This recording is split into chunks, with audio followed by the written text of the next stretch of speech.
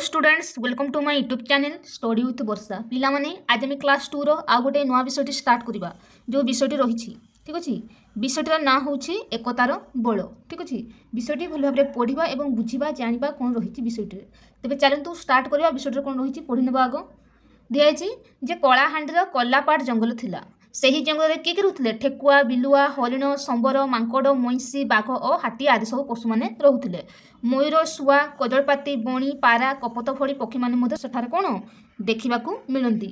ସବୁ ପଶୁପକ୍ଷୀ ନିଜ ନିଜ ଦଳରେ ଚଲାବୁଲା ସବୁ କରିଥାନ୍ତି। ଆଉ କ'ଣ ଦିନକର କଥା କ'ଣ ହେଲା ଜଙ୍ଗଲରେ ବାଘଟିଏ ଉଚ୍ଚ ଜାଗାରେ ବସିଥାଏ ତାକୁ ଭାରି ଭୋକ ହେଉଥାଏ। ସେ ଦେଖିଲା କିଛି ଦୂରରେ ତଳେ ଗୋଟେ ମଇଁଷି କ'ଣ କରୁଛନ୍ତି ହେଲା ମଇଁଷି ମାନେ से छपी छपी आसला गोटे मईसी उपरकू कुदामी ता बेकू धरला पाखरे चौथवा मईसी पल यह देखी बाघ आड़क सब माड़ी आसिले समस्ते मिलमिशि बाघ सह लड़ाक लगिले बाघ बिचरा करवा कौन जीवन विकल जंगल को पलैला तापर कौन है मईसीर दलपति समस्त को चाह कहला अच्छा देखल तो दलर बल जे कहला बाघ भली बलुआ जीव आज आम ठारू हारीगला यह आम एकतार फल एणु सभी आम एकाठी हो रहा भल बोली कहला ठीक अच्छे जे प्रश्न उत्तर कौन दिखाई एक नंबर आस कथा हेबा कौन नंबर कौन दिखाई तुम्हें कहार असुविधा समय केवे साहाय्य कर जदि करे किपरि हुआ जे हाँ मु मो सांगर असुविधा समय साहाय्य करुँची दिने मो सांग खेलिया बेले झुंटी पड़ू मुझे उठाई नहीं पानी पीवाक देइथिली एवं शिक्षकों को जनाई प्राथमिक चिकित्सा तार कराइथिली।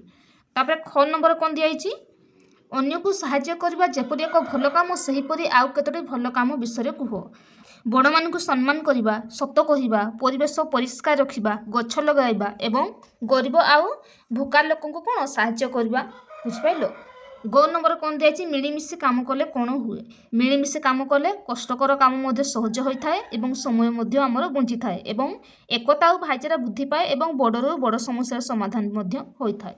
घ नंबर दिखाई तुम्हें सब सांग मैंने एकाठी हो क्यों काम कर कह आम सब सांग मैंने एकाठी हो खेलु पाठ पढ़ू विद्यालय जाऊ। 2 नंबर जा 2 नंबर देख लेख कहते देखी देखी लिख पे च लिखाई तले 6 लिखाई तो से गुड़ा को देखी देखी लिख ठीक अच्छे। तापर जी आम नेक्स्ट क्वेश्चन कौन दिखाई देखा 3 नंबर कौन दिखाई आस गाइबा है कौन दिखाई करे उच्च होगापाई कर जेबे आशा उच्च कर आगे निज मातृभाषा जदि जदि आम उच्च होगापाई आगे आशा करवा ताहले आमर कौन मातृभाषा को आगे उच्च करवा। ख नंबर दिखाई ज्ञानी सज्जन संग धरी मन निर्मल स्वच्छ करी प्रमुख नाम उच्चारण कर हे नर नारी गण। 4 नंबर कौन दिखाई चित्र थी अक्षर को जोड़ी शब्द गढ़ आउ लेख कौन नंबर दिखाई जमती आम कौन दिखाई उच्चारण है शब्द आम गढ़ा जे उच्चारण एटा सब लिख तापर जे आम नेक्स्ट क्वेश्चन कौन दिखाई देखा खरे मध्य सेमती दिखाई कौन दिखाई नाटे दिखाई गुच्छ लिख गुच्छ तापर तुच्छ है शब्द गढ़ा तापर स्वच्छ स्वच्छ पर कौन दिखाई पुच्छ लिख पुच्छ तापर जा नेक्स्ट क्वेश्चन कौन दिखाई देखा आस पढ़ा आउ लिखा कौन दिखाई सच्चा तो लिखा सच्चा तापरे गुच्छ लिखा कौन गुच्छ तापर दिखाई सचित्र लिखा कौन सचित्र तापर कौन दिखाई विच्छिन्न लिखा विच्छिन्न तापर कौन दिखाई सच्चिदानंद लिखा सच्चिदानंद तापर दिखाई आच्छा नद लिखा आच्छा नद आच्छादन दिखाई पिला माने लिख शिक्षक चौ आउ छ जोता को शब्द पिला डाकिबे है लिख पे चौ आउ छ तुम विद्यालय सार डाकिबे तुम मैंने लिख। 7 नंबर कौन दिखाई आलोचना कर उत्तर लिखा किए मईसी उपर को बुदा मारिला किए बाघटीए मईसी उपर कौन बुदा मारिला तो लिख बाघटीए। तापर ख नंबर कौन दिखाई मईसीर जीवन रक्षा है किपर रक्षा पाखर चौथवा अन्य मईसी सब एकाठी हो बाघ आड़ को माड़ी आसिले एवं मिलमिशि बाघ सह लड़ाई कर मईसीर जीवन कौन रक्षा है लिख। तापर दिखाई कालापाड़ जंगल में क्यों सब पशुपक्षी मैंने सब रोते क्यों पशुपक्षी मैंने रोते ठेकुआ बिलुआ हरिण संबर माଙ୍କड़ मईसी बाघ हाथी आदि पशु मैंने एवं मयूर शुआ बणी पारा कपद आदि सब पक्षी मैंने रोते ठीक अच्छे तो सेटा लिखा। तापर घ नंबर कर दिखाई बाघ पर बलुआ पशु मईसी ठारू हारीगला कहीं हारीगला कहीं समस्त महिषी एकाठी हो एकता देखाइबारू एवं मिलमिशि लड़बारू बाघ कौन हारीगला। तापर कौन दिखाई दलपति कहले तुम्हें कौन बुझीच दलपति कहले ଏକ ଦଳ ବା ଗୋଷ୍ଠୀର ମୁଖିଆ ନେତାଙ୍କୁ ବୁଝାଏ ଯିଏ ଦଳର ସମସ୍ତଙ୍କୁ ମାର୍ଗଦର୍ଶନ କରିଥାଏ ଏବଂ ବିପଦରେ ସାହାଯ୍ୟ କରିଥାଏ। ଠିକ୍ ଅଛି। ତାପରେ ଯେ ଆମର 8 ନମ୍ବର କ'ଣ ଦିଆଯାଇଛି?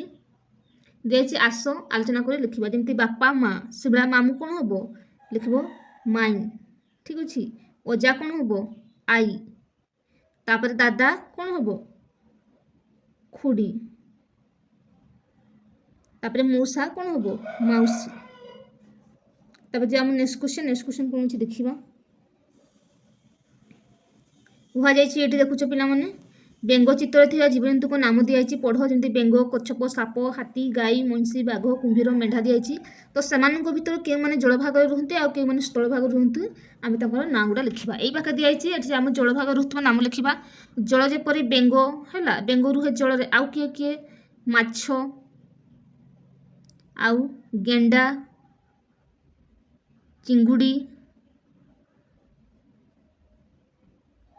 ହେଲା, ଏଗୁଡ଼ା ସବୁ ଲେଖିବ। ସାପ। ତାପରେ ସ୍ଥଳ ଭାଗରେ କିଏ କିଏ ରୁହନ୍ତି? ଗାଈ ହେଲା, ଆଉ ହାତୀ, ଆଉ କିଏ କିଏ ରୁହନ୍ତି? ହାତୀ, ମହିଷି, ଆଉ କ'ଣ? ଛେଳି, ଠେକୁଆ, ସମ୍ବର, ହରିଣ, ମାଙ୍କଡ଼, ଏଗୁଡ଼ା ସବୁ ଲେଖିବ। ଠିକ୍ ଅଛି। ତାପରେ ନେକ୍ସଟ କ୍ୱେଶ୍ଚନ କ'ଣ ଦିଆଯାଇଛି? ପାଠରେ ଥିବା ପଶୁ ପକ୍ଷୀଙ୍କ ନାମ ବ୍ୟତୀତ ତୁମେ ଜାଣିଥିବା ଅନ୍ୟ ପଶୁ ପକ୍ଷୀଙ୍କ ନାମ କ'ଣ ହେଲା। ଯେପରି ଅନ୍ୟ ପଶୁ ପକ୍ଷୀମାନେ କହିଲେ କିଏ ପିଲାମାନେ? ପଶୁ ଯେମିତି ଆମେ କହିଲେ ଗଧ, ଆଉ ଓଟ, ଆଉ କ'ଣ? କୁକୁର, ବିରାଡ଼ି, ଚିଲ, ବାଜ, କୋଇଲି, ବାଦୁଡ଼ି, ଆଉ କ'ଣ? ଘରଚଟିଆ, ଏଗୁଡ଼ା ସବୁ ଲେଖିବ। ଯିବା ଆମେ ନେକ୍ସଟ କ୍ୱେଶ୍ଚନ କ'ଣ ଦେଇଛି ଦେଖିବା। ଠିକ୍ ଅଛି। ତ କ'ଣ ଦିଆଯାଇଛି 11 ନମ୍ବରରେ, ତଳେ ଥିବା ଜିନିଷ ଗୁଡ଼ିକ ମଧ୍ୟରୁ କେଉଁଗୁଡ଼ିକ ପାଣିରେ ପକାଇଲେ ମିଶିବ ଆଉ କେଉଁଗୁଡ଼ିକ ପାଣିରେ ପକାଇଲେ ମିଶିବ ନାହିଁ, ସେଗୁଡ଼ିକ ଖାଲି ଘରେ ଠିକ୍ ଚିହ୍ନ ଦେବା। କାଗଜ ହେଉଛି ଆମର ମିଶିବ ନାହିଁ ପାଣିରେ। କଲମ କ'ଣ ହେବ? ଇଏ ବି ମିଶିବ ନାହିଁ ପାଣିରେ। ଲୁଣଟା ମିଶିଯିବ ପାଣିରେ। ଚପଲ ମିଶିବନି। ତାପରେ ରୁଟି ବି ଆମର ମିଶିବନି। ଚିନି ଆମର ମିଶିଯିବ। ଠିକ୍ ଅଛି। ତାପରେ ଯିବା ଆମ ନେକ୍ସଟ କ୍ୱେଶ୍ଚନ। 12 ନମ୍ବର କ୍ୱେଶ୍ଚନ କ'ଣ ଦିଆଯାଇଛି? ତଳେ ଦିଆଯାଇଥିବା ବାକ୍ୟଗୁଡ଼ିକ ମଧ୍ୟରୁ ତୁମକୁ ଯେଉଁଗୁଡ଼ିକ ଭଲ ଲାଗୁଛି ତା ପାଖରେ କୋଠରେ ଠିକ୍ ଚିହ୍ନ ଦେବା ହେଲା। ନିଜ ଜିନିଷ ସଜାଡ଼ି ଆମେ ରଖିବା। ଖାଦ୍ୟ ଆଉ ଜଳ ନଷ୍ଟ କରିବା, ଏଗୁଡ଼ା ନାହିଁ। ନିଜ କାମକୁ ଅନ୍ୟ ଦ୍ୱାରା କରାଇବା ନାହିଁ ପିଲାମାନେ। ତାପରେ କ'ଣ ଦିଆଯାଇଛି? ସବୁବେଳେ ମୋବାଇଲ ଦେଖିବା ଜମା ନୁହେଁ। ନିଜ କାମ ନିଜେ କରିବା ଉଚିତ ଆଉ ଗୁରୁଜନଙ୍କ କଥା ମାନିବା ଉଚିତ। ତାପରେ ଯିବା ନେକ୍ସଟ କ୍ୱେଶ୍ଚନ କ'ଣ ଦିଆଯାଇଛି? ଚିତ୍ର ଦେଖ ଆଉ ଲେଖ।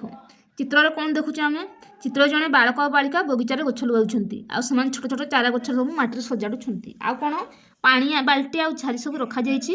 ଆଉ ସେମାନେ ନିୟମିତ ଗଛରେ ପାଣି ଦେଇ ଗଛର ଯତ୍ନ ନେଉଛନ୍ତି। ପରିବେଶ ସବୁଜିମା କରିବା ପାଇଁ ସେମାନେ ବୃକ୍ଷରୋପଣ ଶ୍ରେଷ୍ଠ କାମ କରୁଛନ୍ତି। ଠିକ୍ ଅଛି। ତ ଏଇଠି ଲେଖିବା। ତାପରେ ଯିବା ଆମର ନେକ୍ସଟ କ୍ୱେଶ୍ଚନ କ'ଣ ଅଛି ଦେଖିବା। କ'ଣ ଦିଆହେଇଛି? 14 ନମ୍ବର, ତଳେ ଦିଆଯାଇଥିବା ଆଚରଣ ଗୁଡ଼ିକ ମଧ୍ୟରୁ କେଉଁ ଆଚରଣକୁ ତୁମେ ବିରୋଧ କରିବ ସେଗୁଡ଼ିକୁ ଚାରିପଟେ ଗୋଲ ବୁଲାଇବା। ଠିକ୍ ଅଛି। କେଉଁ ଆଚରଣକୁ? ନମସ୍କାର କରିବା ମୋଟାମୋଟି ଠିକ୍, ହାତ ମିଳାଇବା ଠିକ୍, ଗୋଡ଼ରେ ବଜାଇବା ଏଇଟା ହେଉଛି ଆମର ଭୁଲ ଆଚରଣ ହେଲା। ଗୋଡ଼ରେ ଯଦି ଗୋଡ଼ ମିଳାଇବା। ଆଉ କ'ଣ? କୁଣ୍ଡାଇବା ଏଇଟା ଗୋଟେ। ଆଉ କ'ଣ? ଗୁରୁଜନଙ୍କ ସହିତ ଉଚ୍ଚ ସ୍ୱରରେ କଥା ହେବାଟା ଆମର ଭୁଲ ଉଚ୍ଚାରଣ। ହସି ହସି କଥା ହେବା ଠିକ୍, ପାଖରେ ବସିବା ଠିକ୍ ହେଲା। ଏଇ ଥିଲା ପିଲାମାନେ ଆଜିର ବିଷୟ। ନେକ୍ସଟ ଭିଡ଼ିଓରେ ମୁଁ ନେକ୍ସଟ ବିଷୟଟି ନେଇ ଆସିବି ପିଲାମାନେ। ଭିଡ଼ିଓଟି ଭଲ ଲାଗିଥିଲେ ନିଶ୍ଚୟ ଲାଇକ୍ ସେୟାର ସବସ୍କ୍ରାଇବ୍ କରିନେବେ। ରହୁଛି। ଜୟ ଜଗନ୍ନାଥ।